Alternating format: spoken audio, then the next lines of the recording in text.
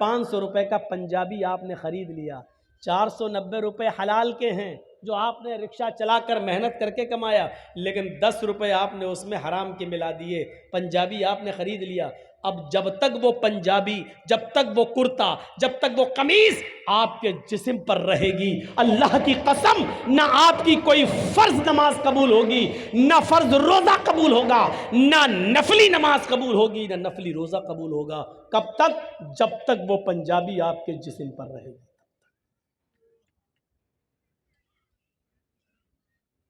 اب سوچئے گا، 490 حلال کے ہیں، 10 ہی اس میں ملائے تھے ہم نے، تو وہ قمیض ہمارے لیے حرام ہو گئی۔ اور کلیا چک کے چوراہے پر، چورنگی پر کھڑے ہو کر جو لاٹری کے ٹکٹ بکتے ہیں، وہ ایک ٹکٹ خرید لیجئے اور اچانک دھول میں لاٹھی لگ جائے اور 1 لاکھ 2 لاکھ 5 لاکھ 10 لاکھ روپے آپ کو مل جائیں۔ جب 490 حلال کے روپے میں 10 روپے ملا رہے ہیں تو سب حرام، تو 1 لاکھ 2 لاکھ روپے پیور سود کے جو آپ کو مل رہے ہیں بغیر محنت کے، وہ آپ کے لیے حلال کہاں سے ہو گئے؟ اور ایک معاملے میں آپ کا سلطان گنج بھی بدنام ہے، کلیا چک بھی بدنام ہے، معظم پور بھی بدنام ہے، لکھی پور بھی بدنام ہے، اور اس علاقے کے اکثر گاؤں بدنام ہے، چاہے وہ بشٹم نگر ہو یا 16 مائل، سب بدنام ہے۔ کیا ہے؟ آئی پی ایل میں سٹا لگانا، اور ابھی شروع ہونے والے ہیں آئی پی ایل میچ، ایک ایک بال پہ سٹا لگتا ہے، ایک ایک بال پر، یہ اتنے وکٹ لے لے گا، نہیں لیا تو اتنا میرا، لے لیا تو اتنا تیرا، یہ ٹیم جیتے گی، ایک ایک بال پر سٹا لگتا ہے کہ دوسرے نمبر پر بال جو جائے گی اس میں چھکا لگے گا، اس میں چوہ لگے گا۔ یہ ہمارے اندر یہ چیزیں آ کہاں سے گئیں؟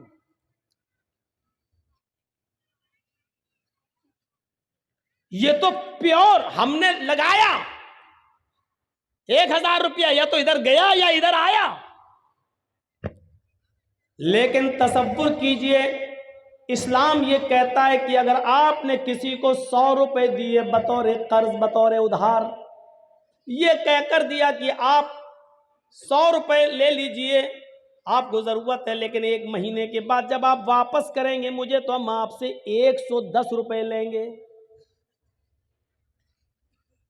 ہم آپ سے 110 روپے لیں گے، اور آپ نے 1 مہینے کے بعد 110 روپے اس سے لے لیے،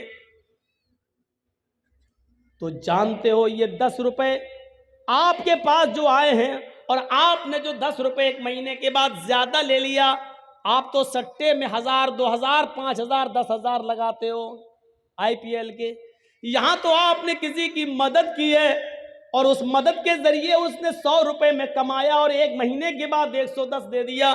وہ 10 روپے جو آپ کے پاس زیادہ آ رہے ہیں، اس 10 روپے کے بارے میں اللہ کے نبی کیا فرماتے ہیں سنیے، اپنے ماجہ کی روایت ہے، درہم ربا یاکلہ الرجل وہو یعلم، سود کا اور بیاج کا 1 درہم کھانا، ہم تو 10 روپے زیادہ بتا دیے، 1 روپیہ بھی سود اور بیاج کا کھانا۔ اب صحیح آیا ہوں میں، آئی پی ایل کا سٹا لگانے والوں غور سے سننا،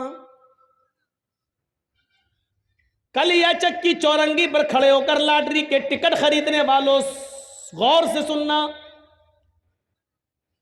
بینکوں میں لاکھوں روپے جمع کرنے کے بعد سیونگ اکاؤنٹ میں سود بڑھ جاتا ہے، اور سیونگ اکاؤنٹ سے سود لے کر کھانے والوں غور سے سننا، سودی کاروبار کرنا، سود پر روپیہ دینا، اور ہر مہینے 10% 5% اس سے سود وصول کرنا۔ اگر ہم لوگ ایسا کر رہے ہیں تو یہ لوگ بھی سنیں، اللہ کے نبی صلی اللہ علیہ وسلم فرماتے ہیں کہ یاکلہ درہم ربا یاکلہ الرجل وہو یعلم، سود کا بیاج کا حرام کا 1 لقمہ 1 درہم کھانا، 1 روپیہ کھانا، اس حال میں کہ تم جانتے ہو کہ یہ حرام ہے، یہ جانتے ہو کہ یہ میری محنت کی کمائی نہیں ہے. اشد من 36 زنیتن، 36 مرتبہ زنا کرنے سے بھی زیادہ سخت ہے. کیسا لگ رہا ہے؟ سود اور بیاج کا 1 روپیہ کھانا، جس کے بارے میں اللہ کے نبی فرماتے ہیں کہ 36 مرتبہ زنا کرنا. زنا، جس کام کو ہم سب سے زیادہ گندا سمجھتے ہیں، کسی کی ماں بہن بیٹی کے ساتھ ہم زنا کریں، اور 1 بار نہیں 36 بار زنا کرنا. اللہ کے نبی فرماتے ہیں 36 بار، 36 مرتبہ زنا کرنے سے بھی بڑا اور سخت ہے یہ کام، یعنی سود کا اور بیاج کا 1 روپیہ کھانا. اور بلاؤ مولانا جرجیز کو، اس سے تو اچھے ہمارے یہاں کے مولوی ہے، کم سے کم یہ سب تو نہیں بولتے. سب بولتے ہیں، بولنے کا انداز الگ الگ ہوتا ہے. یہ الگ بات ہے کہ آپ اپنے علاقے کے علماء کی بات ایک کان سے سنتے ہیں، دوسرے کان سے اڑا دیتے ہیں. کیوں؟ گھر کی مرغی دال برابر.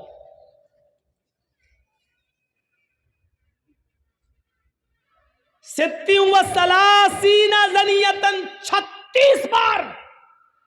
روح کانپ جائے گی، روح.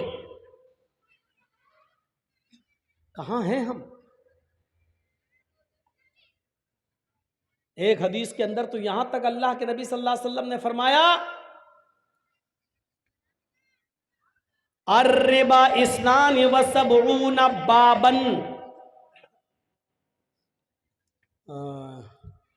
ایسرها ان ينكح الرجل امه. سود کے، بیاج کے، حرام مال کھانے کے 72 دروازے ہیں. اسنان 2 70 70 اور 2 کتنے ہو گئے؟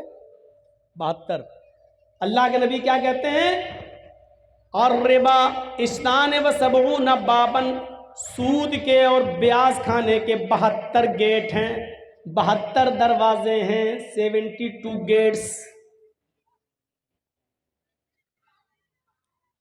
There are 72 gates. 72 دروازے ہیں سود اور بیاج کے. اس میں سب سے چھوٹا اور ہلکا دروازہ بتا رہے ہیں اللہ کے نبی 71، اور اس سے بڑے بڑے ہیں. لیکن سب سے ہلکا دروازہ کیا ہے؟ سب سے ہلکا گیٹ کیا ہے؟ سب سے قریب کا دروازہ کیا ہے؟ ایسروہا این کے ہر رجل امہ. سب سے قریب دروازہ سود اور بیاج کا 72 دروازوں میں یہ ہے کہ ایک آدمی اپنی سگی ماں کے ساتھ نکاح کر لے.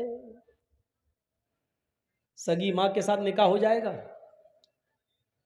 مولانا جرجیز صاحب ایک لڑکے کا نکاح پڑھا رہے ہیں، لڑکا اپنی ماں کے ساتھ نکاح کر رہا ہے. جرجیز صاحب 1,00,000 مرتبہ بھی پڑھیں یا ایھا الذین آمنوا اتقوا اللہ حق تقاتہ ولا تموتن الا وانتم مسلمون. یا ایھا الناس اتقوا ربکم الذی خلقکم من نفس واحدہ وخلق منها زوجها وبث منہما رجالا کثیرا ونساء. 1,00,000 مرتبہ بھی قرآن کی آیتیں پڑھ جائیں لیکن اس کے باوجود وہ نکاح نہیں ہوگا، کیونکہ ماں لڑکے پر حلال نہیں ہو سکتی ہے. اب وہ سوچ رہا ہے کہ میرا نکاح ہو گیا، اور رات میں وہ اپنی ماں کے ساتھ ہم بستری کرتا ہے، ملتا ہے، یہ سوچ کر کہ میرا تو نکاح ہوا ہے ماں کے ساتھ. تو کیا نکاح اور نکاح کے کلمات پڑھنے کے باوجود، یہ قرآن کی آیتیں پڑھنے کے باوجود کیا اس کی ماں اس کے لیے جائز ہو جائے گی؟ نہیں. اگر وہ ہم بستری کرتا ہے تو یہ زنا ہی مانا جائے گا اور حرام کاری مانی جائے گی. تو اللہ کے نبی کہتے ہیں کہ 1,00,000 بار قرآن پڑھ کر نکاح پڑھا دینے کے باوجود ماں حرام ہی رہے گی. ایسروہا ان ینکح الرجل امہ، کہ ماں کے ساتھ کوئی آدمی نکاح کرے لیکن وہ نکاح کے باوجود بھی حرام کاری کرتا ہے. اسی طریقے سے سود اور بیاج کے مال پر چاہے کتنی دعائیں پڑھ کے کھاؤ، بسم اللہ، تو بسم اللہ کہنے سے حلال نہیں ہو جائے گا. سود اور بیاج بالکل سور کے گوشت کی طرح ہوتا ہے. آپ لاکھ کہیے بسم اللہ اللہ اکبر، لیکن سور حلال نہیں ہوگا، کتا حلال نہیں ہوگا. سود اور بیاج کی رقم پر کتنے ہی دعائیں پڑھ ڈالو، حلال نہیں ہوگا. ماں کے ساتھ نکاح کرتے وقت کتنی آیتیں پڑھ ڈالو لیکن ماں لڑکے پر حلال نہیں ہوگی. اتنی کلیئر بات ہو گئی.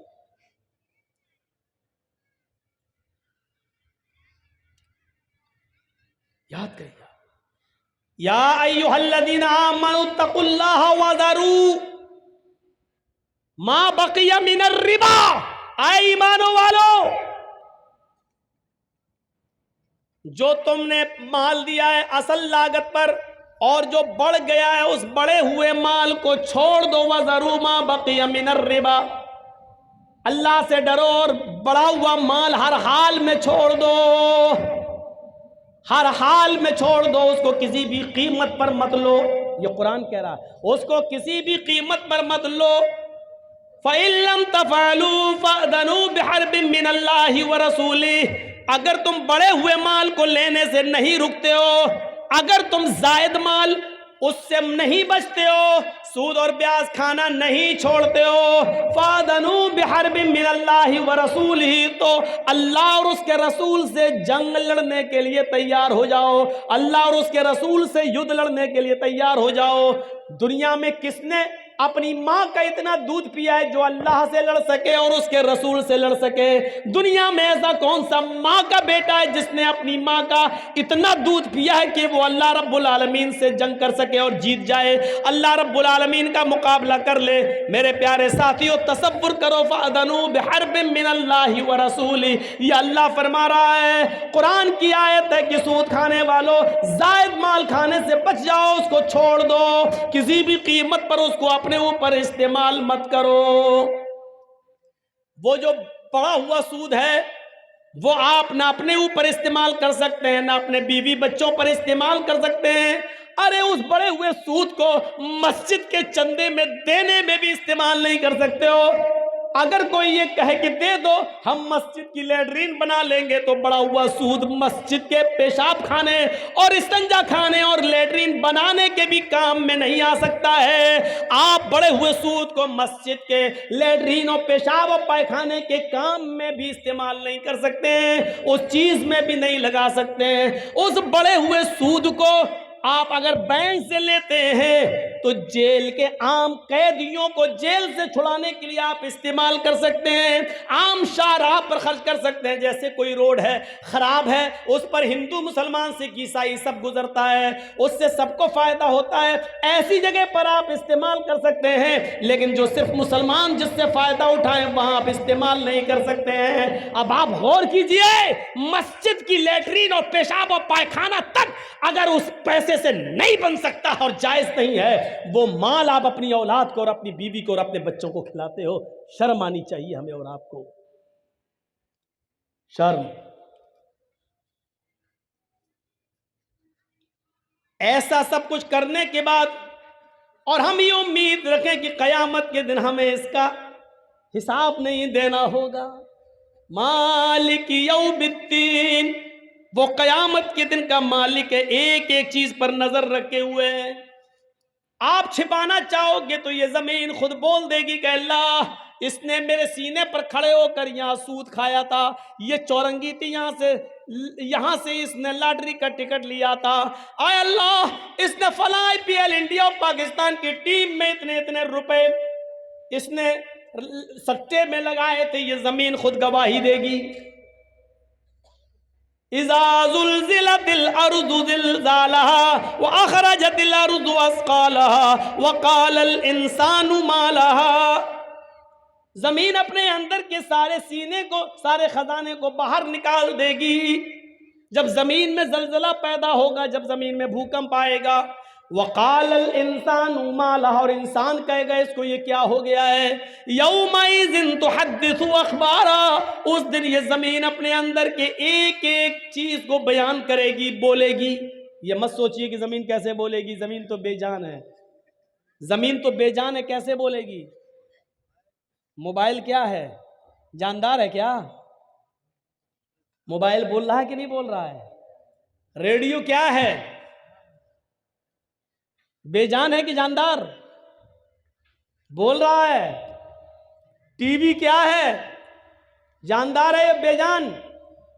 بے جان، لیکن بول رہا ہے. جب سائنٹسٹ اللہ کی دی ہوئی عقل سے ایسی چیز بنا سکتے ہیں کہ بے جان چیز کو بولنے پر مجبور کر سکتے ہیں، تو کیا اللہ رب العالمین قیامت کے دن جس نے سائنٹسٹ کو عقل دی ہے، کیا وہ اس زمین کو بولنے کی طاقت نہیں دے سکتا ہے؟ آج بے جان چیزیں بول رہی ہیں،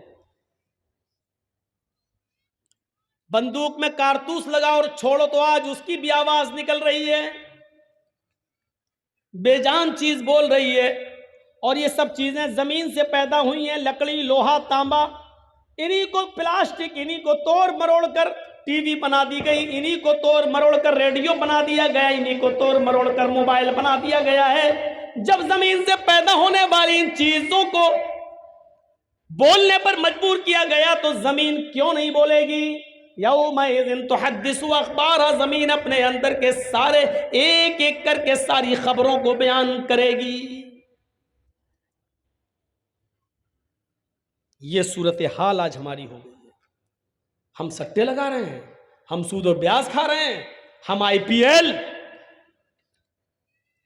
اور ایسے ہی لوگ قیامت کے دن سوچیے، بنگال کے کسی جلسے میں تھا، میں تقریر ختم ہو گئی، ذرا اس منظر کو دیکھیے گا، میں اپنا واقعہ بتا رہا ہوں اپنا۔ اس وقت میرا ایک چھوٹا بچہ تھا 6 سال کا، آج وہ 7.5 سال کا ہے۔ 1.5 سال پہلے کی بات بتا رہا ہوں میں آپ کو۔ تقریر ختم کر کے میں اپنے ریسٹ روم پر جہاں ہم کو ٹھہرایا گیا میں گیا، گھر سے فون آتا ہے رات کے تقریباً 1:30 بجے کہ بچے کی طبیعت تو اس وقت 6 سال کا تھا، طبیعت بہت خراب ہے، سخت فیور ہے، ہاتھ لگا رہے ہیں تو ہاتھ جل رہا ہے۔ میں نے کہا اس کو جلدی سے لے کے نکلو۔ پڑوس میں آس پاس ڈاکٹر، لیکن دروازہ کھولنے کے لیے تیار نہیں، رات کی تاریکی میں سرکاری ہاسپٹل میں لے جایا گیا۔ اور میں یہی اتر دیناج پور کے علاقے میں، اور رات کے 4 بجے تک 4:30 بجے تک برابر رابطے میں رہتا ہوں، اب کیسی طبیعت ہے، اب کیا ہے، اب کیا کنڈیشن ہے۔ اور جب پتا چلا اور بچے سے بات کی اور اس نے کہا ابو ٹھیک ہے، آرام ہے، اور جب گھر سے پتا چلا کہ ہاں ریلیکس، آرام مل گیا ہے، اس وقت تک میرے بھائیوں رات کی نیند اڑ گئی، کوئی چیز کھانے اور پینے کا دل نہیں۔ یہ کنڈیشن، کبھی آپ کو بھی اس کنڈیشن سے گزرنا پڑتا ہوگا۔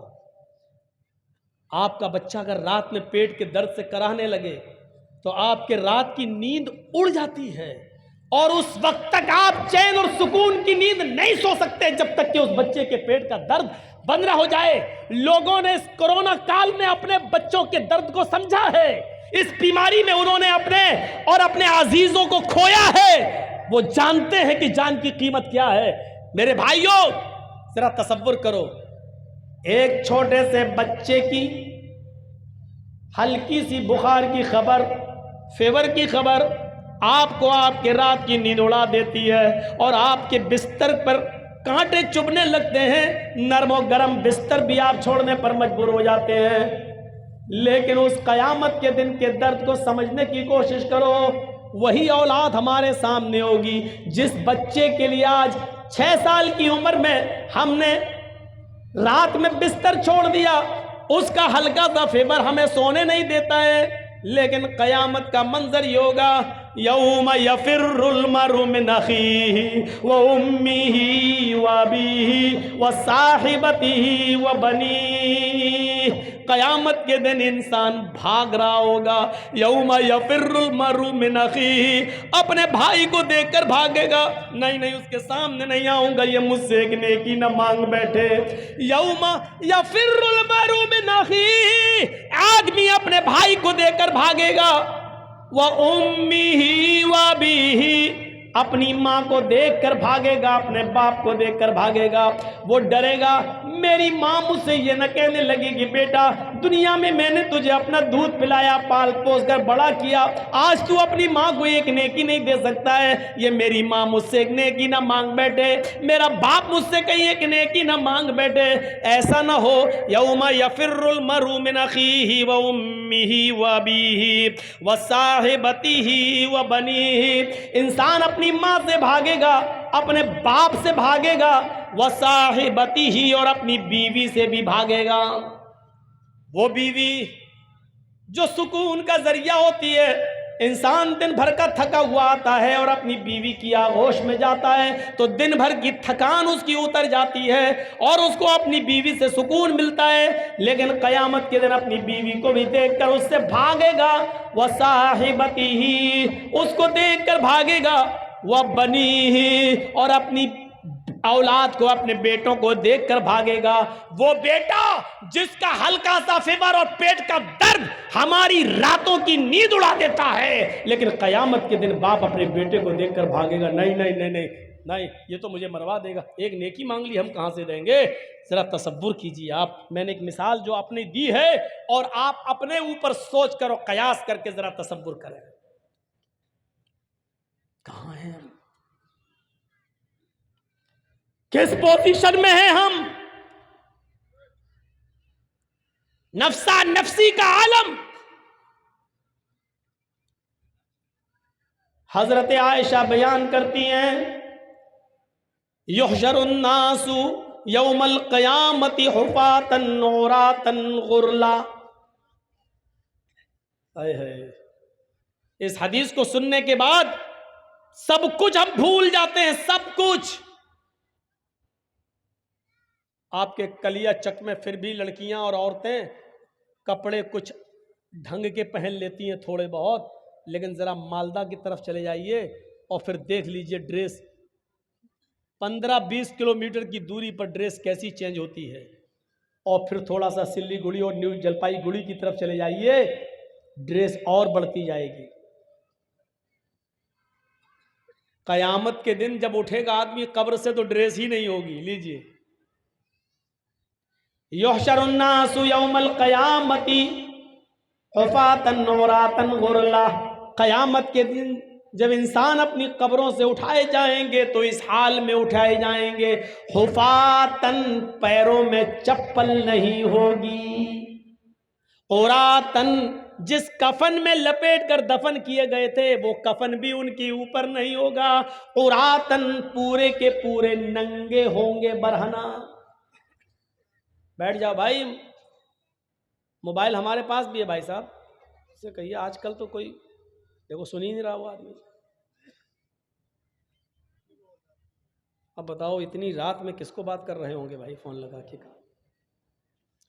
ہم دھونے میں بہت مشہور ہیں، ایسا دھوئیں گے کہ پھر کبھی موبائل کان میں نہیں لگا پاؤ گے، اسی میں ہم بدنام ہیں، اور بدنام ہیں کس میں؟ ہم نے اس لڑکے کو نہیں چھوڑا پاکڑ میں، رات کے 1:30 بجے ٹائم ملا، وہ اٹھ کے جا رہا تھا تو ویسے وہ کھیت میں تھا، وہ بات کر رہا تھا موبائل پہ، سے ہماری نظر پڑ گئی اس پر، موبائل میں بات بھی کرتا جا رہا ہوں، ہونٹ پہ لگ کے چومتا بھی جا رہا ہوں، اور جلسے میں ہم نے اس کو نہیں چھوڑا۔ میرے سامنے اگر یہ سب حرکت کرو گے تو بھائی پھر بچو گے نہیں۔ وہ دیکھو دیکھو وہ اٹھ کے بھاگا بیٹھ گیا، کہاں جا رہے ہو؟ تیری تو شادی بھی نہیں ہوئی، تو کیا کرے گا گھر جا کر؟ حفاتن، ننگے پیر ہوں گے، عراتن، ننگے جسم ہوں گے، ان کے جسموں پر کپڑا نہیں ہوگا، غرلن، قبروں سے جب اٹھیں گے تو سب کے سب بنا ختنے کے ہوں گے۔ قبروں سے جب اٹھیں گے تو ختنہ ختم ہوگا، بنا ختنے، جیسے ماں کے پیٹ سے بچہ پیدا ہوتا ہے بغیر ختنے کے، قبر سے لوگ ایسے ہی اٹھیں گے، ختنے، بغیر ختنے کے، ان کے ختنہ نہیں ہوگا۔ جب اللہ کے نبی صلی اللہ علیہ وسلم یہ منظر بیان کر رہے تھے تو حضرت عائشہ صدیقہ کہنے لگی اے اللہ کے نبی صلی اللہ علیہ وسلم، قبروں سے تو مرد بھی اٹھیں گے، عورتیں بھی اٹھیں گی، اس لیے کہ قبروں میں قبرستان میں مرد بھی دفن ہوتے ہیں اور عورتیں بھی. مردوں کا الگ قبرستان اور عورتوں کا الگ قبرستان تو نہیں ہوتا ہے. قبریں الگ الگ ضرور ہوتی ہیں لیکن قبرستان تو ایک ہی ہوتا ہے. جب لوگ قبروں سے اٹھیں گے مرد بھی ہوں گے اور عورتیں بھی ہوں گی. کیا یہ سب ایک ساتھ اٹھیں گے؟ النساء الرجال والنساء جميعا. اے اللہ کے نبی کیا مرد اور عورتیں ایک ساتھ قبر سے اٹھیں گی؟ اللہ کے نبی فرماتے ہیں ہاں اے عائشہ الرجال والنساء جميعا، مرد بھی اور عورتیں بھی دونوں ایک ساتھ اٹھیں گی، دونوں ایک ساتھ آئیں گی، دونوں کو ایک ساتھ لایا اٹھایا جائے گا. حضرت عائشہ فرماتی ہیں ينظر بعضهم الى بعض. اے اللہ کے نبی کیا مرد عورتوں کو بھی دیکھیں گے اور عورتیں مردوں کو دیکھیں گی؟ کیا جب قبروں سے لوگ اٹھیں گے مرد بھی اور عورتیں بھی کیا وہ دونوں ایک دوسرے کو دیکھیں گے؟ ينظر بعضهم الى بعض، کیا مرد عورتوں کو اور عورتیں مردوں کو دیکھیں گی؟ اللہ کے نبی فرماتے ہیں ہاں اے عائشہ ينظر بعضهم الى بعض، ہاں مرد عورتوں کو اور عورتیں مردوں کو دیکھ رہی ہوں گی. حضرت عائشہ فرماتی ہیں اے اللہ کے نبی تب تو عورتیں مارے شرم کے مر جائیں گی. تب تو عورتیں، بہت سلو اسپیڈ میں بول رہا ہوں تاکہ آپ کو میں آپ کے دماغ تک گھسا سکوں اپنی بات کو.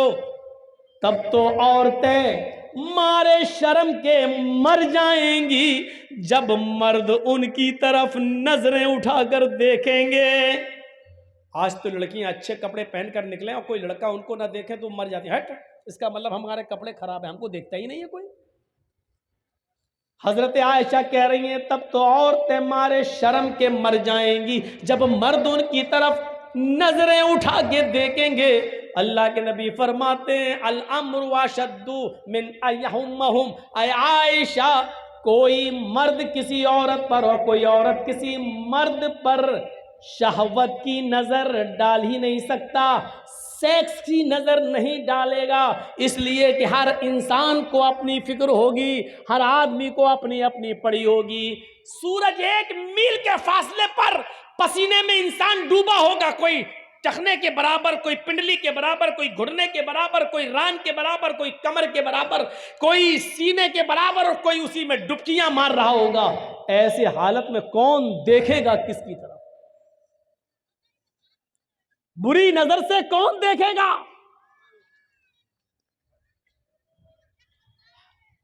وہ دیکھو مچھلی بک رہی ہے عورتوں کے پنڈال سے.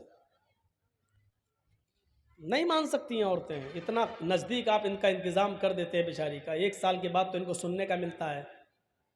آج تو موقع ملا ان کو سینڈل اور چپل دکھانے کا، ساڑی دکھانے کا، اور یہ بیچاری جلسہ سنیں گی. اور پھر دوسرا اردو والا مولانا. سنیے تمہارے مطلب کی بات کر رہا ہوں. انسان کو کسی اہم چیز سے جوڑ دو اختلاف ختم ہو جائے گا، یا انسان کو کسی خطرناک چیز سے باخبر کر دو اختلاف ختم ہو جائے گا. آج ہم مرے مٹے جا رہے ہیں ایک دوسرے کی جان لینے پر. یہ ایک رول بتا رہا ہوں میں آپ کو. مثلا کسی سڑک پر کچھ لوگ گتھم گتھا کر رہے ہیں، لڑ رہے ہیں، مارا پیٹی، چپل اپل اٹھا رہے ہیں، اور اچانک ان کے پاس کوئی آدمی چلا جائے اور کہنے لگے کہ صاحب یہ میرے پاس 100 گولیاں ہیں، 100 کنچے، کنچے سمجھتے ہیں نا، 100 گولیاں ہیں، 100 کنچے ہیں. اس میں ایک کنچا، ایک گولی ریڈ کلر کی ہے، لال کلر ریڈ کلر کی ہے. میں ان 100 گولیوں کو ہوا میں اچھال کر پھینک رہا ہوں، لیکن لال رنگ کی گولی پر 1 لاکھ روپیہ میں نے انعام رکھا ہے. یعنی جس کو لال رنگ کی گولی ملے گی وہ 1 لاکھ روپے کا حقدار ہوگا، اس کو میں 1 لاکھ روپے دوں گا. اور یہ کہہ کر آپ اس گولیوں کو آپ اچھال دیجیے ہوا میں، اور جیسے آپ اچھالیں گے یہاں جو جھگڑا کر رہے تھے، گتھم گتھا ہو رہی تھی، مار دھاڑ ہو رہی تھی، وہ سب مار دھاڑ بھول جائیں گے، یہ بھی بھول جائیں گے کہ کس بات پہ ہو رہی تھی، سب ایک دم اس گولی، اور سب کی نظر اس لال رنگ کی گولی پر ہوگی، جبکہ گولیاں اور بھی ہیں وہاں پر، لیکن دوسرے رنگ کی گولیوں کو کوئی نہیں اٹھائے گا، صرف لال رنگ کی گولی پر ٹوٹ پڑیں گے، کیونکہ مقصد کیا ہے؟ اس پر انعام ہے، اس گولی کو اٹھائیں گے تو 1,00,000 روپیہ ملے گا۔ دنیا میں بہت سے جنجالوں میں ہم پھنسے ہوئے ہیں، ہماری نظر اگر جنت پر لگ جائے کہ ہمیں یہ کام کریں گے تو جنت ملے گی، اگر اس کو جنت سے جوڑ دیا جائے، جنت کی نعمتوں سے، تو انسان دنیا میں ساری باتیں بھول کر، سارے جھگڑے ختم کر کے اس جنت کو پانے کی فکر کرنے لگے گا۔ جیسے ایک گولی کو پانے کے لیے وہ ساری گولیاں چھوڑ دے گا، اسی طریقے سے جنت کو پانے کے لیے انسان دنیا کی ساری محبت کو قربان کر دے گا، لیکن جنت کو پائے گا میرے بھائیوں۔ لیکن اس جنت کا نقشہ اچھی طریقے سے بتانے والا کوئی ہو، سمجھانے والا کوئی ہو، مائنڈ میں اتارنے والا کوئی ہو۔ آج کیا وجہ ہے کہ 100 گولیاں پھینکی جاتی ہیں اور لال رنگ کی گولی پر ہماری نظر ہوتی ہے اور گولیاں ہم نہیں اٹھاتے ہیں؟ کیوں؟ کیونکہ لال گولی پر 1,00,000 روپے کا انعام ہے، ہر آدمی چاہتا کہ ہمیں انعام مل جائے۔ پھر کیا بات ہے کہ نماز پڑھنے پر جنت مل رہی ہے، روزہ رکھنے پر جنت مل رہی ہے، سود و بیاض اور لاٹری کو چھوڑنا، حرام کمائی کو ترک کر دینے پر جنت مل رہی ہے، پھر کیا بات ہے کہ ہم اس کو لینے کے لیے دنیاوی چیزوں کو چھوڑ نہیں پا رہے ہیں اور جنت کو حاصل نہیں کر پا رہے ہیں؟ میرے پیارے ساتھیوں، وجہ کیا ہے؟ وجہ کیا ہے؟ ابھی یہ لوگ گتھم گتھا کر رہے ہیں، اب دوسری مثال سے سمجھنے کی کوشش کرو۔ ابھی لوگ لڑ رہے ہیں، گتھم گتھا کر رہے ہیں، ایک دوسرے کو مارنا چاہ رہے ہیں، اتنے میں مولانا جرجی صاحب ایک پٹارا لے کر ان کے بیچ پہنچ جاتے ہیں، کہتے سنو، وہ گئے چپ ہٹ، مارا پیٹی ہو رہی ہے، وہ اس کے بال پکڑ رہا، وہ اس کو چپل مار رہا ہے۔ جرجی صاحب نے اپنا پٹارا کھول دیا اور پٹارے میں سے ایک زہریلا سانپ نکلتا ہے اور وہیں کود جاتا ہے، اچھلتا ہے۔ اب آپ یہ بتائیے کہ اس زہریلے سانپ کو دیکھ کر وہ گتھم گتھا کرنے والے، لڑنے والے کیا کریں گے؟ وہ اپنی لڑائی بھول جائیں گے۔ ارے جب تم ایک دوسرے کو مار ہی رہے تھے تو سانپ بھی تو سب کو مار نہیں آیا ہے، پھر تم لڑائی چھوڑ کے کیوں بھاگ رہے ہو؟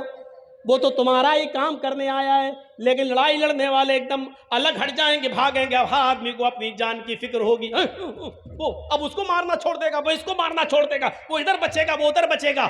نہیں نہیں نہیں نہیں میرے پیارے ساتھیوں، اس دنیاوی جھمیلوں میں بہت کچھ ہے۔ اگر ان کے سامنے عذاب جہنم کا تذکرہ کر دیا جائے اور جہنم کے عذاب کو بتا دیا جائے کہ ایسا کرو گے تو یہ عذاب، یہ کرو گے تو یہ عذاب، پھر انسان دنیا میں پھر کسی کو برباد نہ کرے، پھر اپنے آپ کو جہنم سے بچانے کی فکر کرنے لگے گا۔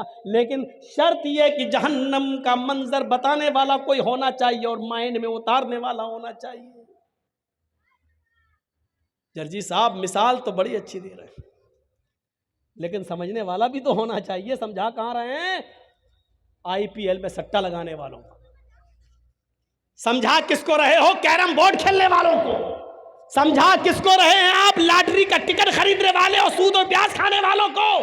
میرے بھائیوں، نہیں اثر پڑتا ہے جس طرح بارش ہو اور کسی پہاڑی کے اوپر بارش ہو اور پہاڑ چکنا ہو تو پانی بہہ جاتا ہے، پہاڑ اپنے اندر جذب نہیں کرتا۔ آج وہ چکنے پہاڑ ہو چکے ہیں، ہم تقریر کر رہے ہیں، لیکن یہاں سے نکلیں گے ہماری حالت وہی ہو۔ ہر انسان کو فکر ہونی چاہیے اپنی، ہر انسان کو فکر ہونی چاہیے جہنم سے بچنے کی، ہر انسان کو فکر ہونی چاہیے اپنے آپ کو بچانے کی۔ شاید آپ کو یاد ہوگا، اور نہ یاد ہو تو میں آپ کو لے کے چلتا ہوں سن 1979 کی طرف۔ آئیے تھوڑی سی ہسٹری کی بات بھی کر لیتے ہیں۔ سب سے پہلا اسکائی لیب امریکہ نے فضا میں چھوڑا تھا۔ سب سے پہلا اسکائی لیب آسمان کی بلندیوں کی طرف امریکہ نے چھوڑا تھا۔ سن 1979 کے اندر، سن 1979 کے اندر 79 میں امریکہ نے پہلا اسکائی لیب چھوڑا تھا، جس کا وزن، جس کا ویٹ 80 ٹن تھا۔ 80 ٹن آسمان کی کافی بلندیوں پر پہنچنے کے بعد اسکائی لیب نے اپنا کنیکشن منقطع کر لیا.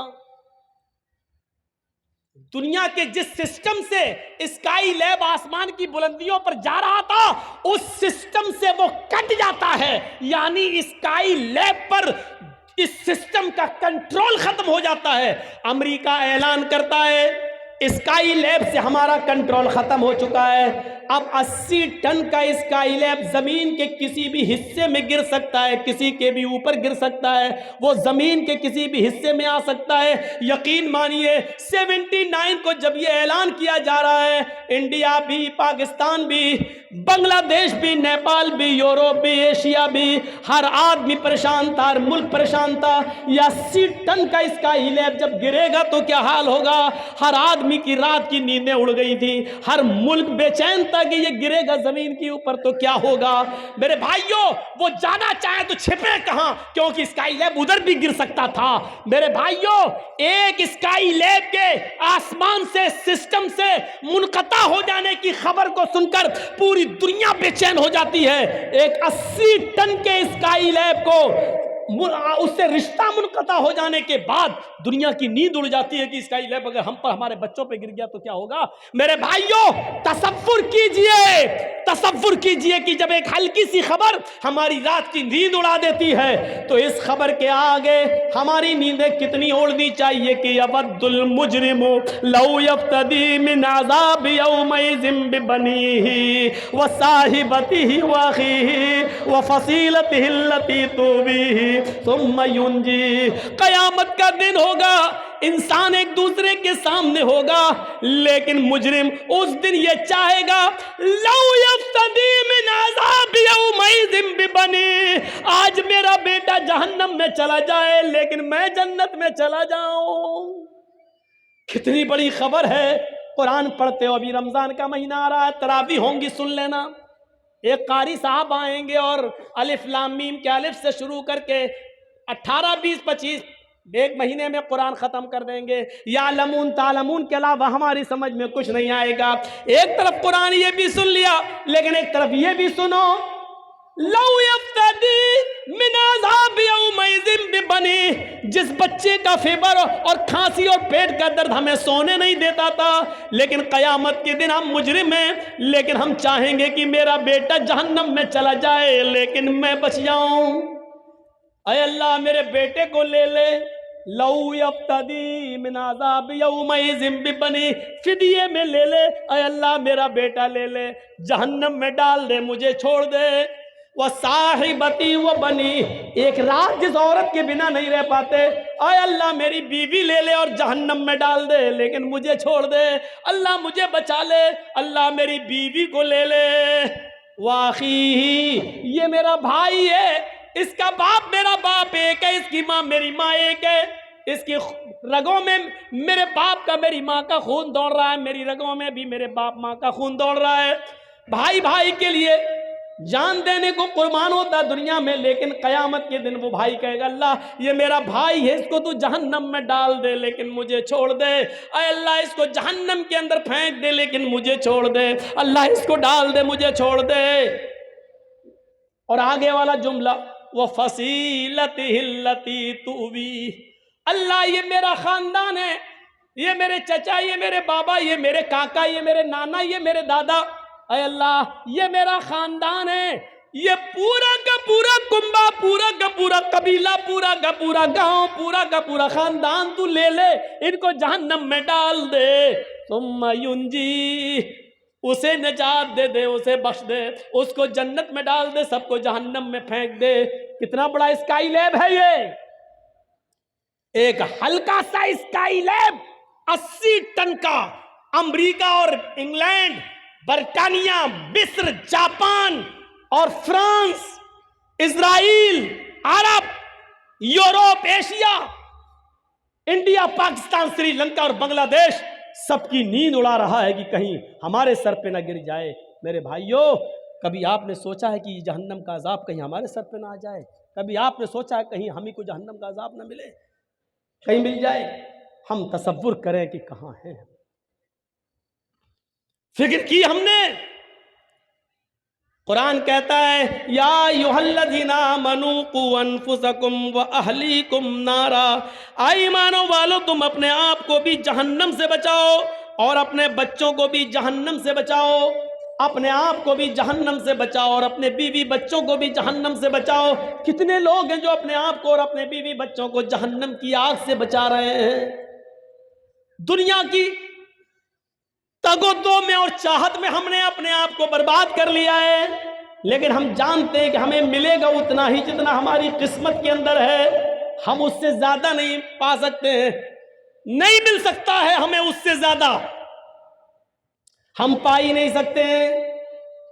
یہاں انسانوں کی حالت یہ ہے، آپ کو 20 سال پرانا ایک واقعہ سناؤں، ہمارے علاقے میں نارتھ یو پی کے اندر، شمالی یو پی میں، نارتھ یو پی میں اس کے مشرقی حصے میں، یعنی اس کے ایسٹ کے ایریے میں، نارتھ یو پی کے ایسٹ ایریے میں آج سے 20 سال پہلے ایک سیلاب آیا تھا۔ آج سے 20 سال پہلے پانی کا ایک سیلاب آیا تھا۔ وہ سیلاب اتنا خطرناک تھا، وہ باڑھ اتنی خطرناک تھی، ذرا غور سے سننا ادھر۔ یہ سب ہم جہنم کی طرف آپ کو لے کے چل رہے ہیں، ابھی مالک یوم الدین ہی کی طرف ہم چل رہے ہیں۔ ابھی ایاک نعبد و ایاک نستعین کا نمبر نہیں آیا، اہدنا الصراط المستقیم کا نمبر نہیں آیا، صراط الذین انعمت علیہم کا نمبر نہیں آیا۔ ابھی مالک یوم الدین کے اوپر بھی اگر ہم سے بلوایا جائے تو اسی جگہ پر جلسہ کرایا جائے اور روزانہ 2 گھنٹے کی تقریر کرائی جائے تو ہم جیسے لوگ صرف مالک یوم الدین کے اوپر 3 مہینے بول سکتے ہیں، ایاک نعبد و ایاک نستعین کا نمبر نہیں۔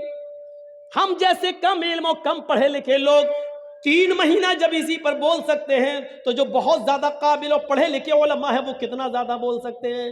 لیکن ہم اتنا زیادہ وقت آپ کا نہیں لیں گے، صرف تصور کیجئے گا، ادھر آپ اپنا دماغ لگائیے، نارتھ یو پی کے ایسٹ ایریے کے اندر پانی کا ایک سیلاب آتا ہے، اور وہ سیلاب اتنا خطرناک تھا کہ کئی لوگوں کو بہا کر لے گیا، کئی بچوں کو اس نے پانی میں غرق کر دیا، مویشی پانی میں بہہ گئے، جتنے 4 پیر والے جانور تھے، بھیڑ بکریاں بھینسیں گائے، پانی میں بہہ گئے اور مارے گئے۔ کچھ لوگ اپنا علاقہ چھوڑ رہے ہیں، کچھ ایسے ہیں جو اسی میں پھنس گئے ہیں۔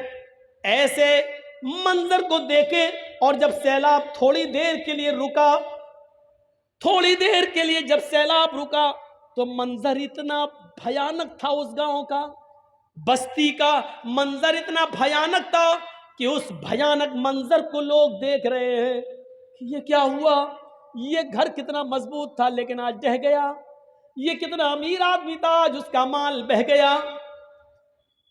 کچھ لوگ ہیں جو اس سیلاب میں پھنسے ہوئے ہیں، اپنے مال کو اور اپنے بچوں کو اپنے سمیٹے ہوئے ہیں، لیکن کشتیاں نہیں ہیں، ناؤ نہیں ہیں، نکل نہیں سکتے ہیں۔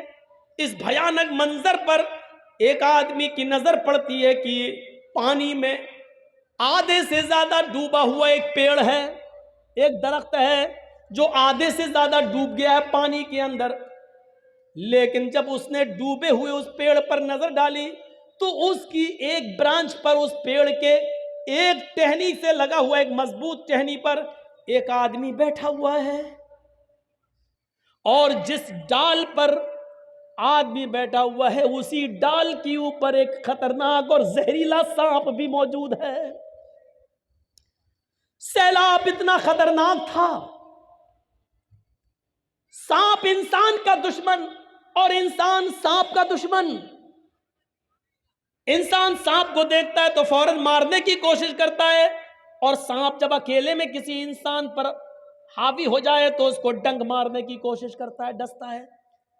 لیکن ہیبت سیلاب کی اتنی زیادہ ہے کہ سانپ انسان کو دیکھ رہا ہے، اور اسی ٹہنی پر، اسی ڈال پر آدمی سانپ کو دیکھ رہا ہے، لیکن آدمی سانپ کو نہیں مارتا ہے اور سانپ انسان کو نہیں ڈس رہا ہے۔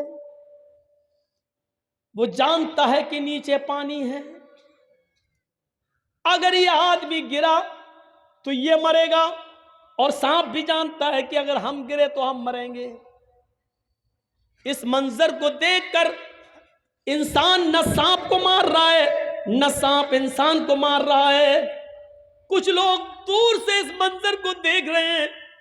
तसव्वुर कीजिए कि सैलाब इतना भयंकर, इतना खतरनाक, और इस मंजर को कुछ लोग दूर से देख रहे हैं। लेकिन ऐसे मंजर पर जहां सांप भी इंसान को डसने की कोशिश नहीं कर रहा है, यहां ऐसे दुनिया परस्त और दुनिया तलब लोग और कुत्ते के जानवरों जैसी सिफत रखने वाले लोग ऐसे भी थे, जहां आए और इन लोगों से कहने लगे कि तुम सैलाब में फंसे हो, हम तुम्हारी मदद के लिए आए हैं, तुम अपना माल हमारे हवाले कर दो, हम इनकी हिफाजत कर लेंगे, और जब तुम्हें इस मुसीबत से छुटकारा मिले तो हम तुम्हारा माल तुम्हें वापस कर देंगे। और इन भोले भाले मुसीबत में फंसे हुए लोगों ने अपना सामान, अपना सोना चांदी जो बचा सके थे, उन्होंने इन लोगों के हवाले कर दिया, और ये रफू चक्कर हो गए, लेकर भाग गए। गौर कीजिए, उन मजबूर लोगों की मजबूरी का भी फायदा इन लोगों ने उठाया। जहां एक सांप इंसान को डसने की हिम्मत नहीं कर रहा है, और जहां एक इंसान सांप को मारने की हिम्मत नहीं कर रहा है, वहां ये इंसान कितना गिर चुका है। वहां ये दुनिया तलब इंसान और दुनिया परस्त इंसान, नाजायज माल को कमाने वाला और दुनिया की मोहब्बत को रंगने वाला ये इंसान कितना नालायक और कितना बड़ा कमीना है, जो ऐसे मौके पर भी मजबूर लोगों की मजबूरी को ना समझ सका और उनका माल लेकर फरार हो रहा है। आप अंदाजा लगाइए, सोचिए कि इंसान कितना ज्यादा मफाद परस्त हो चुका है। ये सांप से ज्यादा जहरीला हो चुका है। सांप अपने जहर से इंसान को डसना छोड़ रहा है, लेकिन ये कमीना इंसान अपनी कमीनगी इंसान से नहीं छोड़ रहा है। ये सोचिए और तसव्वुर कीजिए कि इंसान कितना गिर चुका है कि एक मौके पर सांप भी इंसान को काटने की जुर्रत नहीं कर रहा है, लेकिन इंसान इंसान को काट रहा है, इंसान इंसान को डस रहा है, और ऐसे मौके पर भी उसका पैसा छीनकर, उसकी दौलत लेकर ये भाग जाते हैं, ये कहकर कि अभी तुम मुसीबत में हो, हमारे हवाले कर दो, जब तुम्हारे मुसीबतों के दिन खत्म होंगे हम तुम्हारे हवाले कर देंगे, और उसके बाद उनका पता नहीं चलता। इस दुनिया की दौलत ने हमें इतना हमें बर्बाद कर दिया, बिल्कुल कुत्ता सिफत इंसान बना दिया। इसीलिए अल्लाह के नबी ने फरमाया, यूशिकुल उमम अन तदा अलैकुम कमा तदा अलकलतु अला क़िसतिहा, तुम्हारे ऊपर एक ऐसा जमाना आ जाएगा, तुम्हारे ऊपर एक ऐसा जमाना आ जाएगा कि जैसे भूखे लोग दस्तरखान के ऊपर टूट पड़ते हैं, उसी तरीके से तमाम लोग तुम्हारे ऊपर टूट पड़ेंगे। सहाबा सल्लल्लाहु अलैहि नबी कह रहे हैं, जैसे भूखे लोग दस्तरखान के ऊपर टूट पड़ते हैं, वैसे ही दुनिया, सारी की सारी दुनिया तुम्हारे ऊपर टूट पड़ेगी। आप देख लीजिए, ये टूटना ही तो है, ये टूटना ही तो है। पेट्रोल 100 के पार, डीजल भी उसी के मुकाबिल, गैस सिलेंडर की कीमत, सरसों के तेल की कीमत, ये सारी कीमतों को आप एक तरफ रखिए, लेकिन इसके बावजूद हम परेशानियां उठा लेंगे, सब कुछ बर्दाश्त कर लेंगे, लेकिन वोट हम उन्हीं को देंगे। ये क्या है? तसल्लुत देखिए। वो जहर घोलने में कामयाब हो गए और सबको एक प्लेटफार्म पर ले आए। हम यही ढूंढते रहे कि हमारा कौन है, हमारी आवाज कौन उठा रहा है, हमें हक कौन दिला रहा है। तुम हक की बात कर रहे हो, अपना वजूद बचाने की फिक्र करो। अब तो हम इसी में अभी पड़े हुए हैं। और किसी चैनल वाले ने हमारा इंटरव्यू लिया, कहा कि आप क्या कहना चाहते हैं कि जर्जी साहब, क्या बीजेपी मुसलमानों को बर्बाद कर रही है? मैंने कहा नहीं, बीजेपी मुसलमानों को कभी बर्बाद कर ही नहीं सकती। ये आप गलत सोचते हो कि बीजेपी आ जाएगी हमें बर्बाद कर देगी। नहीं, जिस दिन बीजेपी मुसलमानों को बर्बाद करेगी उस दिन बीजेपी खुद बर्बाद हो जाएगी। ये सोचो, बीजेपी कभी मुसलमानों को बर्बाद नहीं करेगी, क्योंकि जब मुसलमान बर्बाद हो जाएंगे तो फिर वो किसके नाम पर हुकूमत करेगी? वो मुसलमानों को बाकी रखेगी, वो मुसलमानों को बचाएगी, वो मुसलमानों की हिफाजत भी करेगी, क्योंकि इन्हीं को रुस्वा करके, इन्हीं मुसलमानों को बदनाम करके उसको हुकूमत चलाना है। वो मुसलमानों को बर्बाद नहीं करेगी। मुसलमानों को बर्बाद करने के बाद फिर वो हुकूमत किस पर करेगी? اس کو حکومت میں باقی رہنے کے لیے مسلمانوں کو باقی رکھنا ضروری ہے. اس لیے آپ یہ تصور مت کریے کہ ہمیں بی جے پی برباد کر دے گی. نہیں، پریشان کرے گی، برباد نہیں کرے گی. پریشان کرے گی، ہوا کھڑا کر کے تمہیں انڈیا سے نکالا جائے گا، NRC CAA آئے گا، یہ صرف ہوا کھڑا کر کے آپ کو پریشان کرے گی. دیکھا نہیں آپ نے جتنا ہی لوگوں نے گائے کے نام پر ہم کو برباد کیا، بدنام کیا، گائے گائے گائے گائے. لیکن آج گوگل پہ ڈالیے اور یوٹیوب پہ سرچ کیجئے، ہندوستان کے اندر سب سے بڑا گائے کے گوشت کا ویاپاری کون اور گائے کو کاٹنے والا کون؟ تو الحمدللہ ثم الحمدللہ اس میں کسی مسلمان کا نام نہیں بلکہ ایک BJP کے نیتا کا نام ہے.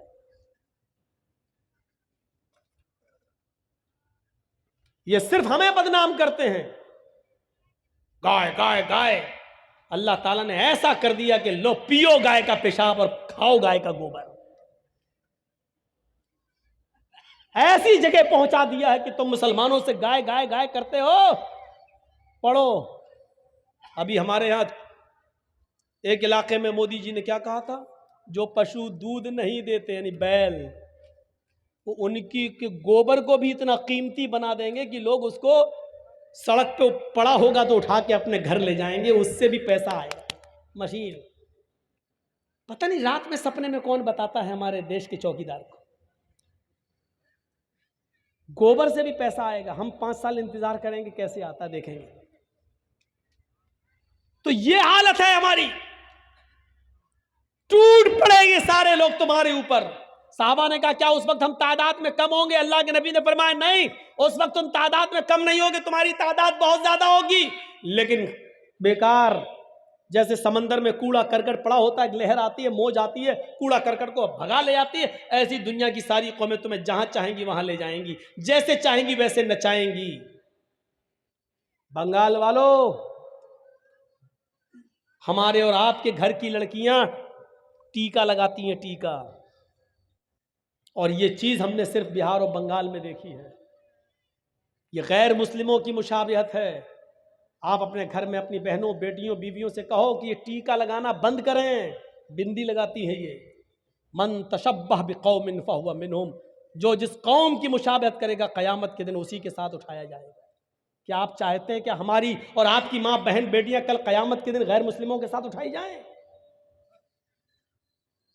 دنیا، اللہ کے نبی سے پوچھا، یہ کہاں فرمایا کہ ایسا کیوں؟ کہ حب الدنیا و کراہیت الموت، اللہ رب العالمین دنیا کی محبت تمہارے دلوں میں ڈال دے گا. آج دنیا کی محبت ہمارے دلوں میں ڈال دی گئی. کہیں سے بھی ملے مال، بس مال آئے، اور جتنا آئے وہ ہم تک رہے، ہم آپ کو نہیں دیں گے. اس دنیا کی ہرس نے اور لالچ نے ہمیں بالکل کتا بنا دیا ہے. ہمارے اور آپ کے گاؤں میں ایک بیل مرا پڑا ہے، ایک بیل مر گیا ہے. سنیے ایک مثال، ایک بیل مر گیا ہے اور اس مرے ہوئے بیل کے پاس ایک کتا آیا ہے اور اس مرے ہوئے بیل کا گوشت نوچ نوچ کے کھا رہا ہے. اس مرے ہوئے بیل کی بدبو دوسرے کتوں کو لگی، دوسرے کتے بھی اس مرے ہوئے بیل کا گوشت کھانے آ رہے ہیں. لیکن یہ کتا جس نے سب سے پہلے اس بیل کے گوشت پر بوہ مارا، وہ کتا جب دوسرے کتے کو آتا ہوا دیکھتا ہے تو بھونکتا ہے، اپنا دانت دکھاتا ہے، اپنا پیر اٹھاتا ہے اور بھونک بھونک کر اس کتے کو وہاں سے بھگا دیتا ہے. اس کتے سے پوچھو کہ تو کتنا گوشت کھا لے گا؟ 2 کلو، 3 کلو، 4 کلو، زیادہ سے زیادہ 5 کلو. لیکن یہاں تو 3 کنٹل ہے. مرا ہوا بیل، اس کا وزن 3 کنٹل ہے. تو کتنا کھا لے گا؟ 2 کلو، 3 کلو، 4 کلو، زیادہ سے زیادہ 5 کلو. لیکن کتے کو یہ گوارا ہے کہ بقیہ گوشت بیکار ہوتا ہے، ہو جائے، لیکن دوسرے کتے کو ہم نہیں کھانے دیں گے. آج یہی صفت ہمارے اندر آ گئی ہے.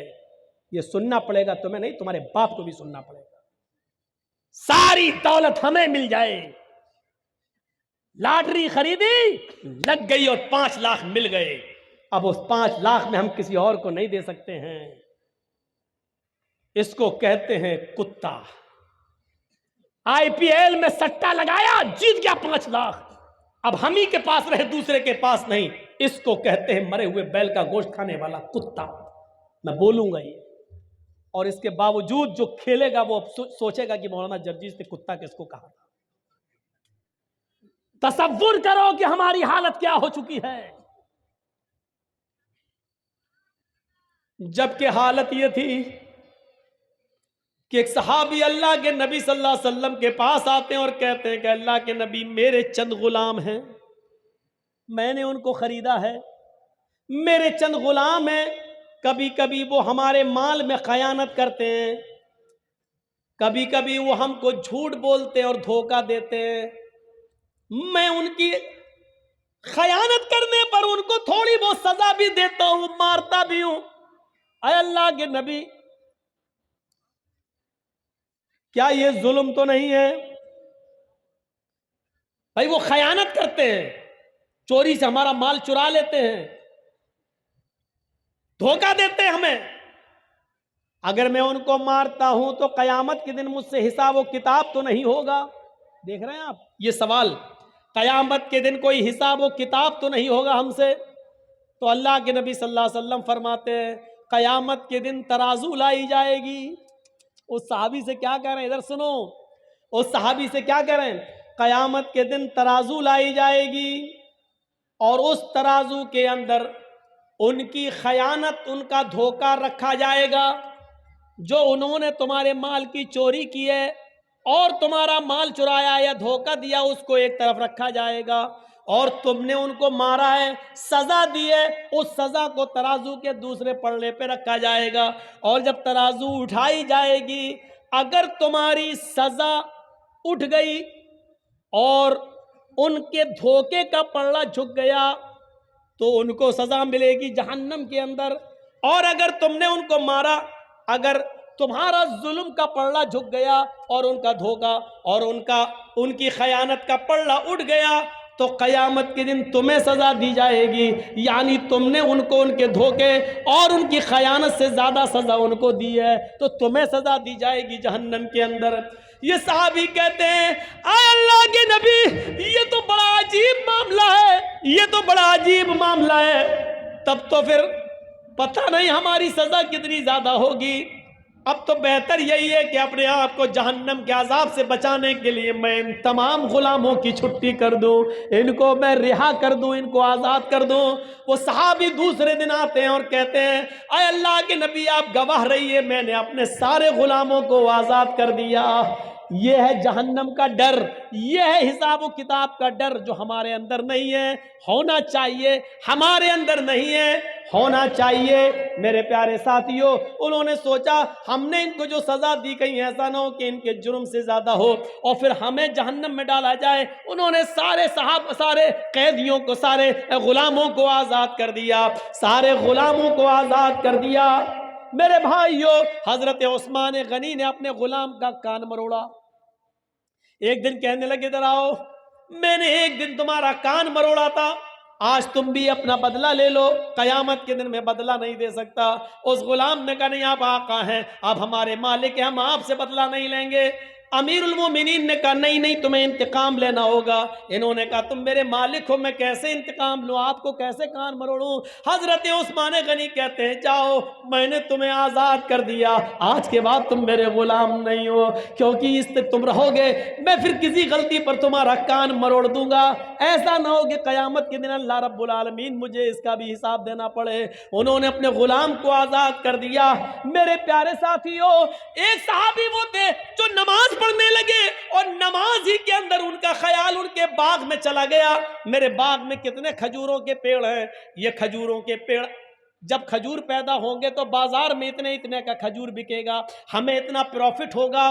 یہ پڑھتے گئے, یہ سوچنے لگے اور رکعت بھول گئے. 4 رکعت والی نماز یا تو 3 پڑھ لی یا 5 پڑھ لی, بھول گئے. وہ آئے, کہنے لگے کہ اللہ کے نبی صلی اللہ علیہ وسلم ایسا ہو گیا ہے. آپ نے کہا ہو جاتا ہے. کبھی کبھی بھول چوک ہو جاتی ہے، لیکن اس صحابی نے سوچا کہ اس باغ کی وجہ سے، جو کھجوروں کا باغ ہے، اس باغ کی وجہ سے میرا دماغ بٹ گیا ہے، اس کی پیداوار پہ چلا گیا ہے، یہ باغ رہے گا تو میں بار بار سوچتا رہوں گا اور میں نماز میں بھولتا رہوں گا، یعنی نماز میں زیادہ دماغ نہیں لگے گا، باغ کی طرف دماغ لگے گا۔ آتے اور اللہ کے نبی سے کہتے ہیں کہ اللہ کے نبی، میں اپنا پورا کا پورا باغ صدقہ کر رہا ہوں، خیرات کر رہا ہوں، میں اس باغ ہی کو نہیں رکھوں گا جو نماز میں ڈسٹرب کرتا ہے، جو باغ کو ہی کو ہم اللہ کے راہ میں صدقہ و خیرات کر رہے ہیں، اس کو غریبوں اور مسکینوں میں اس کے پھل بانٹ دو۔ ہمیں نہیں چاہیے ایسا باغ جو قیامت کے دن اللہ کے سامنے ہمیں اس کا جواب دینا پڑے، اللہ کے سامنے اس کے جواب ہم دے ہو جائیں۔ یہ باغ ہمیں نہیں چاہیے جو بار بار ہماری رکعتوں کو بھلوا رہا ہے۔ میرے بھائیوں، یہ تھے جہنم کے عذاب سے ڈرنے والے اور قیامت کے دن کی فکر کرنے والے، یہ لوگ تھے حساب و کتاب سے ڈرنے والے۔ مالک یوم الدین، وہ قیامت کے دن کا پورا پورا مالک ہے، اور اس دن ہمیں حساب و کتاب دینا ہوگا اس رب کے سامنے۔ 2.25 گھنٹے کی اس تقریر کے بعد، کل تو مجھے 10:30 بجے ٹائم مل گیا، آج مجھے 11:30 پہ آپ نے ٹائم دیا، جبکہ کہا یہ گیا تھا کہ 11 بجے دے دیں گے، لیکن پھر بھی لیٹ کر دیا۔ بنگال میں عام طور پر جلسے 12 اور 12:30 بجے سے زیادہ نہیں چلتے، آج تو پھر بھی 1:15 بج گیا ہے۔ تو میرے پیارے ساتھیوں، اس سے زیادہ اب جلسہ ہونا بھی نہیں چاہیے، لیکن ابھی آپ بیٹھیے گا، جائیے گا نہیں۔ میں ایک بات اور سنا دیتا ہوں آپ کو، اور وہ بات کیا ہے؟ تصور کیجئے کہ وہ کیا جذبہ تھا۔ اللہ کے نبی صلی اللہ علیہ وسلم کہہ رہے ہیں، کوئی ہے جو 100 اونٹ اللہ کی راہ میں دے، میں ضمانت دیتا ہوں کہ وہ جنت میں جائے گا۔ عثمان غنی اٹھے، کہتے ہیں کہ 100 اونٹ میں دے رہا ہوں۔ آپ نے کہا لوگوں، عثمان نے 100 اونٹ دے دیے، عثمان کے علاوہ کوئی ہے جو 100 اونٹ اور دے؟ حضرت عثمان دوبارہ اٹھتے ہیں کہ 100 اور دے رہا ہوں۔ آپ نے کہا لوگوں، عثمان کے علاوہ کوئی اور دے گا؟ پھر عثمان اٹھے کہ میں 100 اور دے رہا ہوں۔ اللہ کے نبی نے کہا عثمان تم 300 دے چکے ہو، اب تم سے نہیں، عثمان کے علاوہ کوئی اور ہے؟ پھر عثمان اٹھے کہ میں 100 اور دے رہا ہوں۔ آپ نے کہا عثمان اب بس کرو، 400 ہو گئے، تم سے نہیں، عثمان کے علاوہ کوئی اور ہے؟ پھر عثمان اٹھے کہ میں 100 اور دے رہا ہوں۔ بار بار دوسرا اٹھنے کا نمبر ہی نہیں دے رہے، عثمان ہی پہلے اٹھ جاتے تھے۔ 7 بار کہا، 7 بار عثمان نے دیا۔ اللہ کے نبی کو ہی چپ ہونا پڑا، یہ سوچ کر کہ اب میں جتنا کہوں گا یہی اٹھیں گے، دوسرا کوئی اٹھے گا ہی نہیں۔ تو آپ نے فرمایا لوگوں، 700 اونٹ دے کر عثمان نے آج اتنا بڑا نیک کام کیا ہے، اتنا بڑا نیک کام کیا ہے کہ اللہ نے ابھی جبریل کو بھیج کر فرمایا عثمان سے کہہ دو ما ضر عثمان، ما ضر عثمان، ما ضر عثمان، ما عمل بعد اليوم قط۔ اے عثمان، آج کے بعد اگر تو ایک بھی نماز نہ پڑھے گا، ایک بھی نیک کام نہیں کرے گا، پھر بھی اللہ تجھے جنت دے کر رہے گا۔ اتنا بڑا نیک کام، صدقہ و خیرات کا معاملہ دیکھ رہے ہیں، اسی سے تو جنت ملتی ہے۔ مسجد نبوی جب بن کر تیار ہوئی تو شاید آپ نہ جانتے ہو، میں آپ کو بتاؤں، مسجد نبوی بننے کے بعد 4 مہینے تک اندھیرے میں نماز ہوئی۔ صحابہ کے پاس اتنا تیل نہیں تھا کہ وہ چراغ جلا سکیں، مغرب کی، عشاء کی اور فجر کی نماز بھی اندھیرے میں پڑھی جاتی تھی۔ 4 مہینے تک اس میں چراغ نہیں جلا۔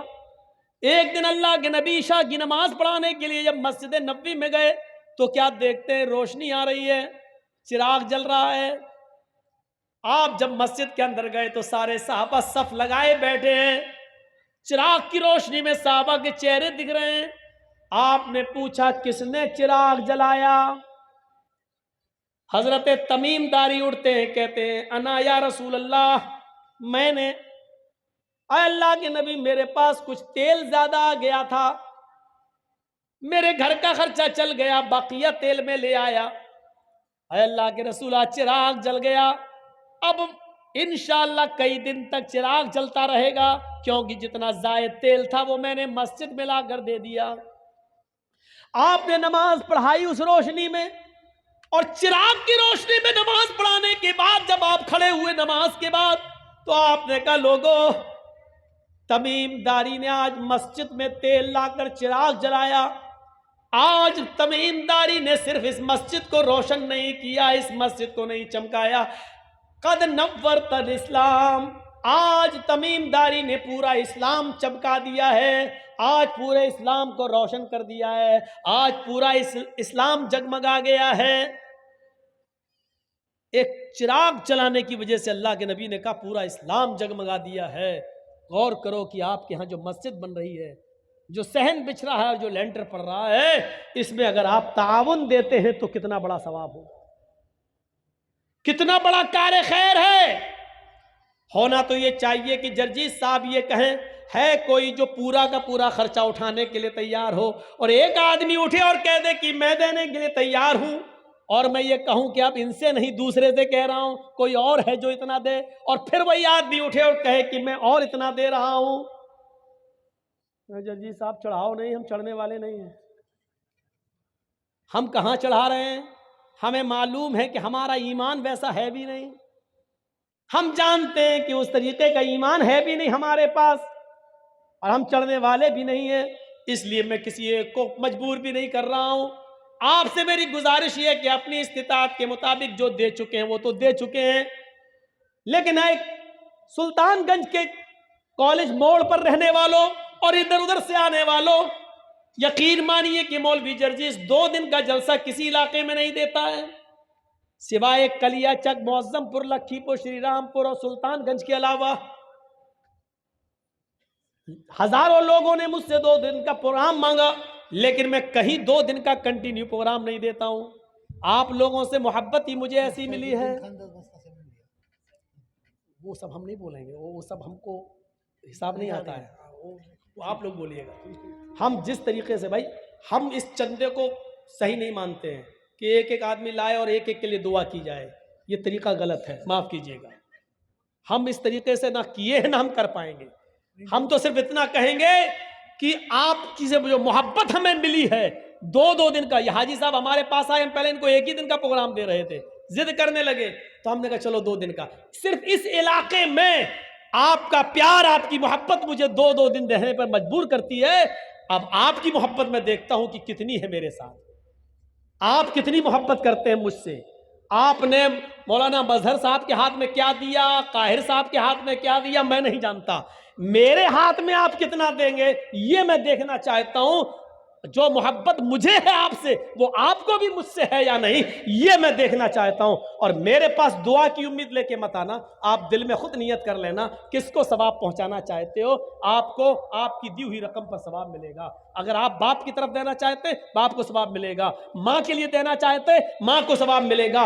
बीवी की तरफ से देना चाहते, बीवी को सवाब मिलेगा। मेरी दुआ की जरूरत नहीं, आपके नियत की जरूरत है। अल्लाह के नबी के जमाने में कुछ लोग चुपके से दे दिया करते थे ताकि किसी को पता ना चले, तो क्या उनको सवाब नहीं मिलता था? उनको भी सवाब मिलता था। तो आपको का जज्बा देखना है। अब यूट्यूबर वालों अपना मोबाइल हटा लो, नहीं टूट जाएगा, जल्दी से हटा लो। और अब मुझे ये देखना कि आप मेरे हाथ पे क्या लाते हैं।